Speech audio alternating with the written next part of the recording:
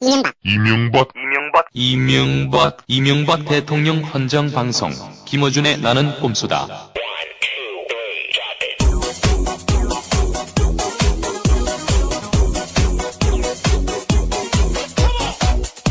안녕하십니까. 네, 총수 김어준입니다. 새로운 방송 만났습니다. 나는 꼼수다. 이 방송은 이명박 대통령 각하에 헌정하는 방송으로서 각하가 퇴임하는 그날까지 이어집니다. 각하의 그 끝을 알 수 없는, 깊이를 알 수 없는 친밀하고 정교하고 극강의 꼼수 앞으로 매주 여러분 앞에 바치겠습니다. 저희 고정 게스트는 정봉주 전 의원입니다. 전 의원. 현재는 의원이 아니에요. 네. 전혀. 전 의원이신 17대 의원이십니다. 네. 안녕하십니까. 예, 안녕하세요. 정봉주 17대 국회의원입니다. 네. 저희가 이제 이 방송은 한시적 방송입니다. 예. 네. 퇴임하는 그날까지만 방송을 하고, 그 다음에는 사라지거나 아니면 제목을 바꾸거나 할 텐데, 오늘은 너무나 많은 사연들이 있지만, 예. 밝혀야 할, 첫 방송인 만큼, 그리고 가장 최근에 일어난 사건들 중에 이명박 대통령과 굉장히 밀접한 관계가 있는, 서태지 이지아 씨 사건. 요 이야기를 다룬 이유는 뭐냐면, 저희가 왜 결혼을 비밀로 했냐, 이 얘기를 하려고 하는 게 아니라, 이게 BBK와 관련이 있다, 이런 얘기가 있어요. 예. 근데 BBK하고 관련된 사건이 일반인들의 눈을 피해서 최근 몇 개월 사이에 연속적으로 일어났습니다. 그래서 이 기회에, 왜냐면 이게 꼼수의 정수에 해당되기 때문에, 네. 한번 싹 정리를 해보죠. 예. 네. 우선, 서태지 이지아 씨 건에, 예. 숨겨진, 드러나지 않는 핵심은 뭐냐면, 누가 이 사실을 유출하였느냐. 예. 보통 이 정도, 메가톤급 연애, 폭로 기사가 나오면 난리가 나거든요. 예. 그 기사를 발굴해낸, 혹은 추적해낸, 언론들이 자기들이 어떻게 이걸 추적했는가. 예. 그 후속 기사가 엄청나게 나와요. 근데 이건 없어. 이거는 누가 유출했는지가 없어요. 요거 어떻게 생각하십니까? 우선 유출의 소스를 추정해 보면, 예. 당연히 아무도 몰랐으니까 법무법인 양쪽, 서태지를 대리했던 법무법인과 이지아를 대리했던 법무법인 양쪽밖에 모르잖아요. 예. 거기 주민등록 번호도 없었다고 하니까, 판사도 몰랐다고 하니까. 근데 서태지 쪽을 대리했던 법무법원에서는 자기는 서태지 인지조차 몰랐다고 했단 말이죠. 예. 남는 건 이지아 씨 쪽을 대리했던 것입니다. 근데 그쪽에서는 별 말이 없어요. 네. 근데 하필이면 이곳이 BBK와 관련된 연관된 사건 2007년에 예. 변호했었죠. 예. 여기서부터 한번 출발해 보죠. 어떻게 보십니까? 근데 이 방송을 어떻게 듣는 거예요? 그런 설명도 막 안 하고 도대체가 이게 우리 김어준 총수는 공중파에서 잘린 지 오래돼서 그런지 감이 떨어졌고 서두가 너무 길어 일단. 숨 막혀갖고. 그리고 왜 난 소개를 안 해? 김은민 교수는 소개가 안 하고. 기본이 안 돼 있어요 지금 완전히. 지금 감을 기른 정도가 아니라 네. 이제는 거의 조그만 방에서 3명이 옹기종기 모여가지고 한 사람은 녹음을 하고 있습니다.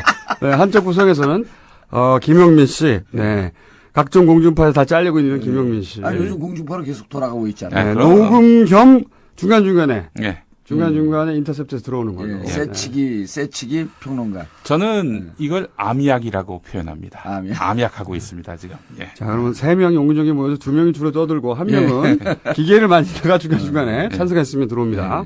두 가지 궁금한 게 있는데 이제 방송을 어떻게 듣는지 그것도 궁금하고. 이것은 저희가 이것을 들을 분들은 이미 알고 듣게 된 거죠. 네, 아이팟에 저희가 업로드를 할 것이고 조만간 인터넷을 통해서도 저희가 들을 수 있게. 과연 이 방송이 퇴임 그날까지 이어질 수 있을지는 저도 잘 모릅니다. 네. 그리고 그다음 이제 두 번째 궁금한 게 퇴임이면 네. 내년도 대통령 선거까지인지 아니면 임기가 2월 28일까지거든요. 네. 2월 28일까지 우리가 방송을 하는 건지 또 하나 궁금한 건 이 상태로 가게 되다 보면 이제 어제죠. 네. 재보궐선거 아주 개박살이 났기 때문에 이런 표현을 쓰면 안 되지. 참패했기 때문에 저도 이제 선거가 얼마 안 남아서 참패했기 때문에 이명박 대통령께서 평소 쓰시던 꼼수에 비춰보면 네. 이쯤 되면 옛날에 그 전두환 노태우가 고민하던 게 있거든요. 권력 누수 현상이 심각해지고 레임덕이 강해지면 내가 계속 하게 되면 지지율도 올라가고 나라가 바로 설 것이다. 라고 하는 착각 속에서 친위 쿠데타를 꿈꿉니다. 제가 보기에는 이런 거는 추정이니까 허위사실 아니죠. 이런 허위사실로 무죄됐는데도 늘 두려워. 이쯤 되면 은근슬쩍 이 국정을 연장할 수 있는 친위 쿠데타를 꿈꿔보지 않겠느냐. 그 뭐 어떤 식으로 일어납니까? 국가를 살짝 혼란에 빠뜨리면서 남북 문제를 경색시키고 전쟁의 위협이 생기는 것처럼 상황 조성을 하고 그러면서 뭐 슬그머니 또 군이 들어온다든지 아무리 세상이 지금 21세기고 민주화가 됐다고 할지라도 독재자들의 꿈은 늘 있는 거거든요. 네. 예, 그래서 제가 보기에는 0.001%의 가능성이지만 영어로 하면 in case of 이런 표현 아닙니까? 이런 경우에 대비해서 그 최악의 뭐라고요? 경우에 인케이스 오브? 아니 실제로 예, in case 영어 하면 in case 뭐 이런 경우에 실제로 친위 쿠데타의 가능성을 전혀 배제할 수 없는 거예요. 그 친위 쿠데타라면 803 쪽에 네. 어떤 점장이가 전쟁이라는 그런 변수가 있다.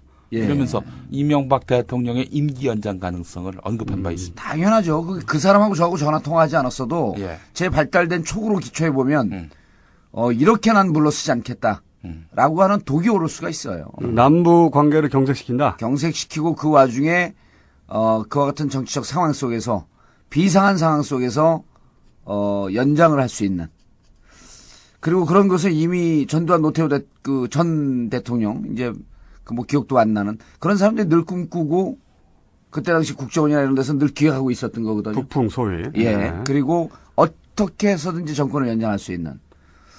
그래서 만약 그렇게 연장이 된다면 우리 그 방송은 계속하는 건지 그게 궁금한 거예요. 그거는요, 제가 알아서 할 테니까.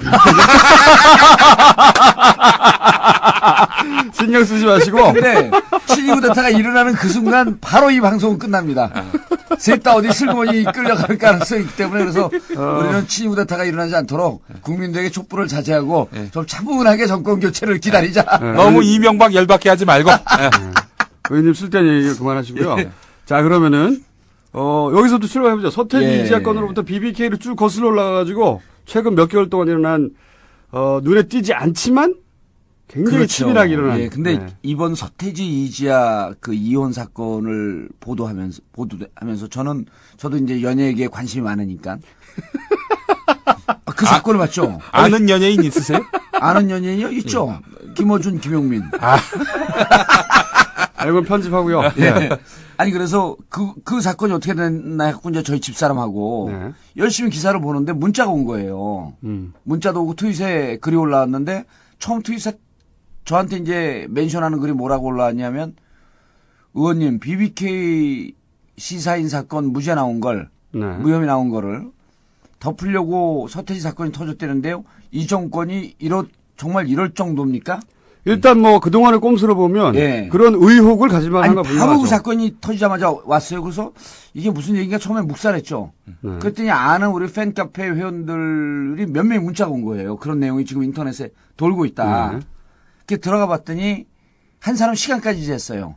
서태지 이지아 사건이 터지고 아니 그 BBK 시사인 보도 내용이 검찰이 명예훼손으로 손해배상 청구한 게 기각이 된 거 아닙니까? 그렇죠. 이건 민산이니까 뭐 무죄 이런 표현은 옳지 않고 무혐의 이런 것도 옳지 않고 그래서 기각이 됐으니까 돈 낼 이유가 없다는 거 아니에요? 네. 너희들은 정당한 보도를 했다. 시사인은. 그러고 나서 정확하게 30분 있다가 서태지 이지아 기사가 떴다는 거예요. 네. 그러면서 이것은 BBK 사건을 덮기 위해서 서태지 이지아 사건이 터졌다. 그래서 이제 한두 명이 얘기하고 말겠거니 했어요. 원래 일반적으로 예. 그런 연예계 큰 사건이 나면 보통 그런 얘기 나오긴 나옵니다. 나오죠. 늘 음모론이 있죠. 그런데 인터넷을 쫙 도배하는 거 보고 그때까지만 해도 이게 상당히 이 정권에 대한 불신이 깊구나. 그렇죠. 예. 근데 그때까지만 해도 제가 그 정도까지만 생각을 했어요. 근데 그 다음날 아침에 새벽 5시 반에 이제 운동을 하려고 배드민턴 치러 나갔더니 정말 잘 모르는 아줌마가 네. 저는 저를 지지하는 분인지도 몰랐어요. 그런 쓸데없는 얘기 빼고요. 아니 근데 그분이 아니 서태지 이지아 이혼회 때 그래서 이제 이분도 그냥 일반적인 관심을 갖고 있는 분이구나. 그래서 예 그래요 그랬더니 BBK 사건 덮으려고 그랬다면서요? 아니 그 깜짝 놀랐어요. 네. 그 누가 그러더냐 그러니까 대학교 다니는 자기 딸이 그러더라는 거예요. 그러면서 쌍시원 욕을 하면서 이놈들 이럴 수가 있냐 그러면서 막 흥분을 하더래요. 쌍시원 욕이 뭡니까? 아이 그런 욕은 이제 뭐 이런 쌍놈은 개놈은 뭐 어쩌고 그래서 야 너 그런 거 신경 쓰지 말고 공부나 열심히 해라. 근데 그 말에 더 열을 받더래요 딸이. 엄마는 그런 것도 모르고 같이 배드민턴 친다면서 봉도사 아저씨가 그런 것도 모르고 살면 어떡하냐고. 아유 싫어요. 그랬더니 옆에 있던 또 젊은 엄마가 우리 아들이 고3인데 우리 아들도 그 얘기를 해요. 그래서 제가 그때 딱 내린 결론이 이게 국민들 마음속에 이명박 대통령에 대한 불신이 있는 차원을 떠나서 레임덕이라고 하는 것은 그 정권이 힘을 잃는 것뿐만 아니라 두 번째가 레임덕의 큰 특징이 뭐냐면 국민들이 철저하게 정권을 불신하는 거거든요. 그래서 이 레임덕이 그냥 이 정권의 권력 내부에서 그 힘이 빠지는 이런 현상을 떠나서 국민들이 이렇게 불신하는 거 보니까 레임덕은 시작된 게 아니라 이미 뿌리까지 깊게 들어왔구나. 그때 제가 사실은 재보궐선거에 압승이 딱 느낌이 들더라고요. 이렇게까지 깊게 파고들어 있으니 이길 수가 없겠구나. 그게 이제 각하께서 그동안 쭉 쌓아온 꼼수. 예. 이것이 이제 누적되어서. 업적. 네. 업적이.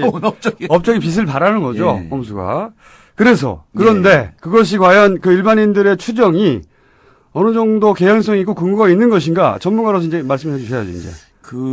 제가 보기에는, 이게 인터넷상에 떠돌았던 의도된 것이다.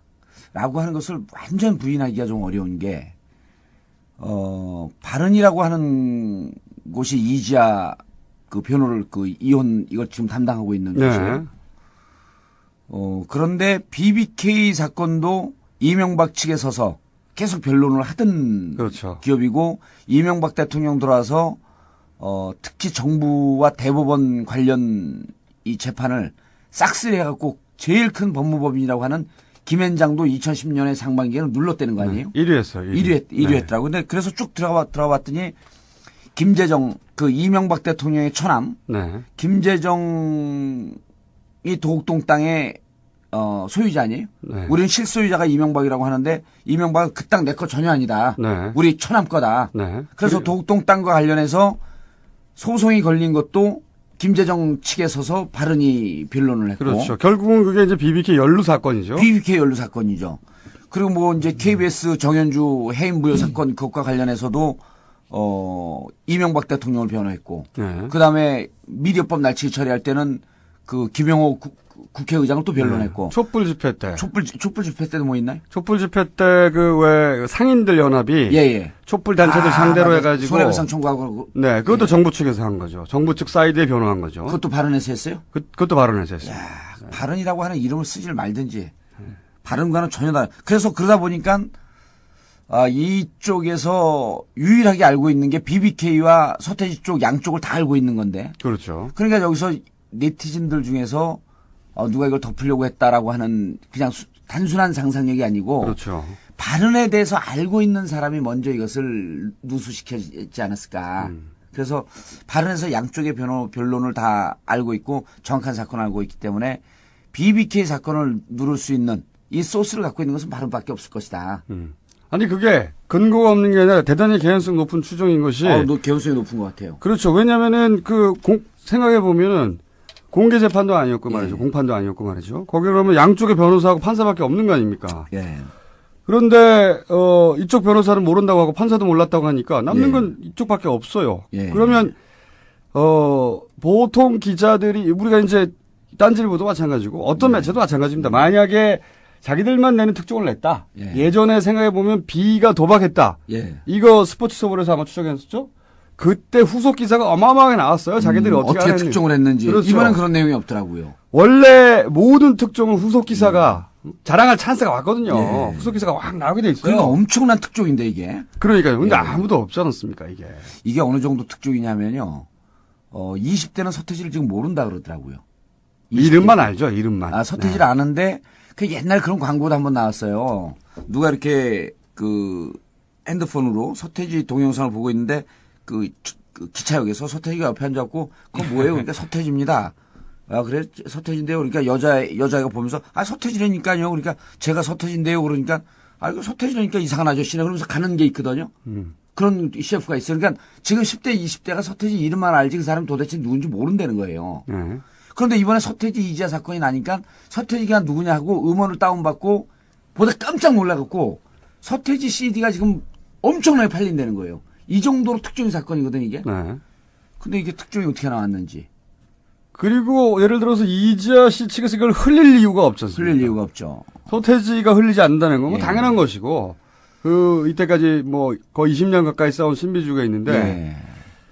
그러니까 양쪽 다 흘릴 리가 없고, 알고 있는 사람은 법적 대리인밖에 없고, 예. 한쪽에서는 전혀 몰랐다고 하고, 판사도 몰랐다. 판사가 알 리가 없죠, 사실. 그 본명을 어떻게 합니까? 기자들 잘 모르는데. 예. 그러니까 이 사건의 핵심은 사실은 누가 이걸 최초로 누출시켰나, 이거라고 봅니다. 근데 이게 이제 그 중국 그 사자성어에 이런 표현이 있잖아요. 조반율이라고 하는 게 있어요. 네. 반대가 형성되면 반드시 이유가 있다. 그거는 이제 혁명이 일어날 때 그런 표현들을 네. 많이 쓰는데, 국민들 대다수가 하나의 견해로 뜻이 모이면 거기는 반드시 이유가 있다. 이유와 근거가 있다는 얘기거든요. 이번에 인터넷상에서 누가 바로 이 서태지 사건이 BBK를 누르기 위해서 일부러 유출시킨 음모론이다. 라고 했는데 그게 설득력이 없으면 이렇게 퍼지질 않아요. 우연치고는 너무 우연치고 너무 이상한 우연이기 너무 때문에. 이상한 우연이죠, 사실. 네.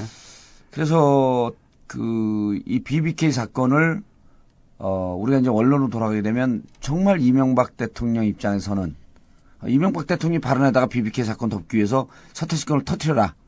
이렇게까지 지시는 안 했을 거 아니에요. 네. 그런데 이제 발언이 변론을 하다 보니까 이것이 BBK가 얼마나 아픈 건인지, 그리고 이것이 현 정권으로서는 지금 이제 정리하려고 아주 기를 쓰고 있는 거 아니에요? 거의 정리 단계에 와 있죠. 그러니까 이제 여기서 거슬러 올라가서 예. 도대체 최근 몇 개월 사이에 BBK를 정리하려고 어떻게 노력했는지를 얘기해 주면 예. 지금 이 서태지 이지아 사건에 대한 그 사람들의 의혹이 그렇죠. 근거 없는 것이 맞습니다. 아니다라는 게 보강되죠. 지금까지 말한 것은 사실 언론에 보도된 걸 정리한 수준인데 예. 이제 여기서 이제 그렇다면 이